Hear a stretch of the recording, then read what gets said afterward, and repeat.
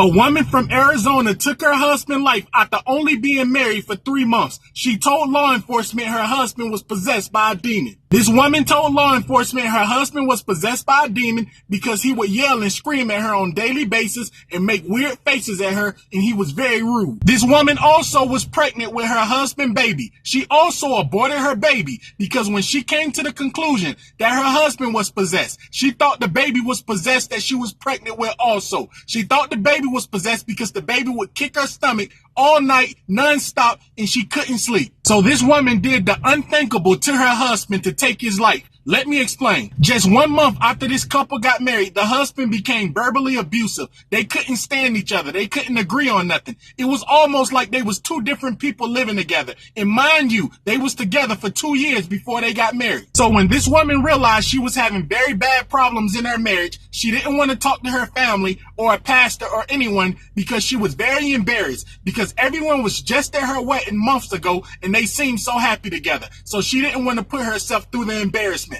So since this woman felt too embarrassed to go to family or friends or a pastor, she decided to go and see a psychic. The psychic told this woman her husband had many secrets and he might be possessed by a demon. The woman left the psychic believing her husband was possessed by a demon because he kept screaming at her, he kept fighting with her, and he kept verbally abusing her. So at this point, the wife realized she made a huge mistake in marrying her husband. She didn't want to be married anymore, but it was only one problem. Her family didn't believe in divorce. If she divorced her husband, her family would look down upon her. So this woman came up with a very disgusting plan to try and get rid of her husband. So one day when this woman's husband came home from doing a very long shift, she had dinner ready and she had his bath water ready. The husband went to take a bath before he eat dinner. When he got in the bathtub and he started taking a bath before he eat dinner, the wife came behind him with a towel. But behind the towel, she had multiple electrical appliances in her hand. They was plugged up. She threw all of them in the water. He was electrocuted to death. When she took her husband's life by electrocuting him to death, she started to panic and she didn't know what to do. She left his body in the water for 3 days. She would call his job on a daily basis to let them know that her husband is sick